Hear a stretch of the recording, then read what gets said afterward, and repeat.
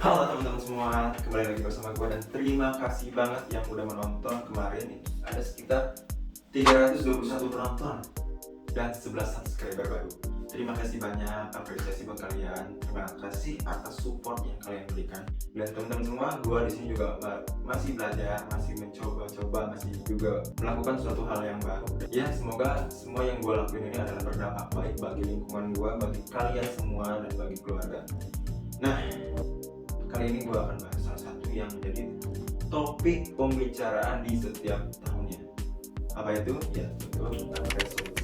Gue sampaikan kepada teman-teman semua, gue di sini memang baru belajar dan di sini juga gue tulisin semua apa yang gue pengen sampaikan.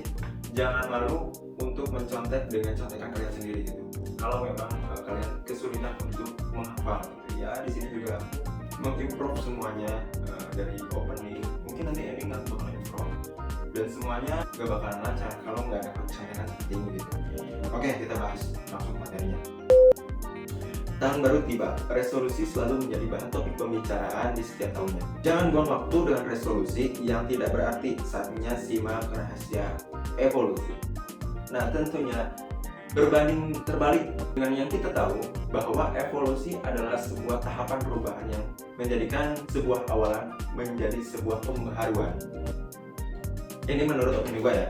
Dan resolusi itu hanya berdasarkan keinginan dan harapan kita di tahun berikutnya. Bagi gue pribadi yang sudah menyadari kalau revolusi itu tidak ada artinya jika hanya sebatas omon-omon. Evolusilah bentuk perbuatan yang harus berkembang. Jika kamu sudah memulai dan melanjutkan. Jadi maksudku, di tahun-tahun sebelumnya kan kalian ada pengharapan, ada keinginan, ada sebuah ucapan resolusi di tahun ini aku akan berbuat ini. Nah, evolusilah yang membantu kalian untuk berkembang dari resolusi menjadi evolusi. Ini adalah fondasi dasar untuk kalian tetap bertahan di setiap kegiatan yang kalian lakukan.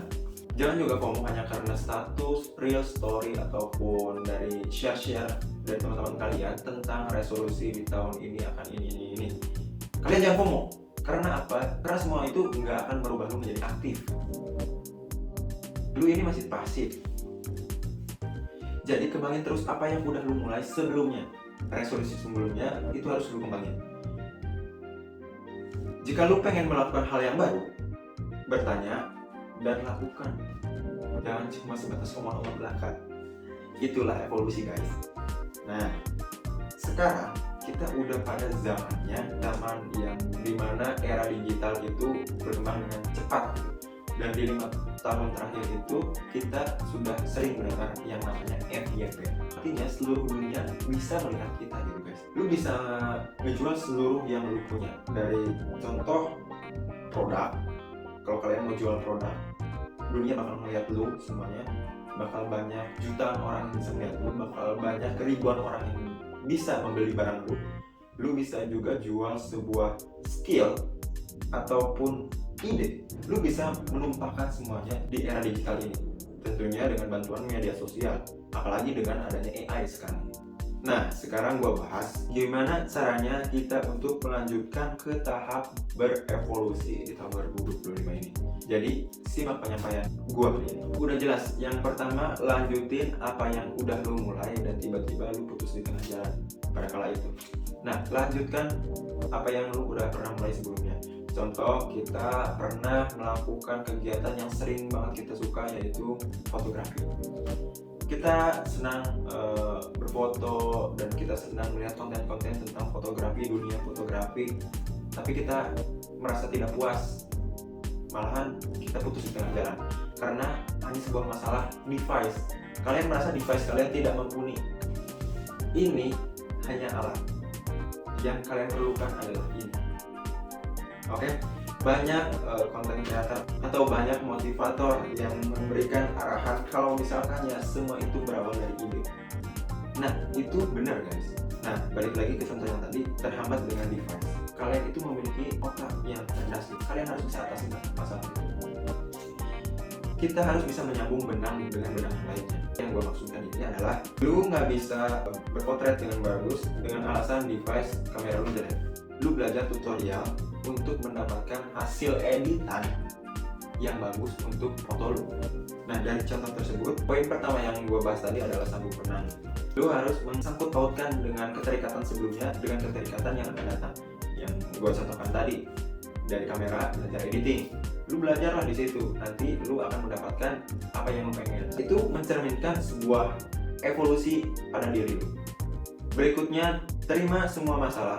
Semua masalah akan merubah cara pandang lu, dan udah pasti lu mesti memiliki positive thinking terhadap masalah yang terjadi kepada diri lu.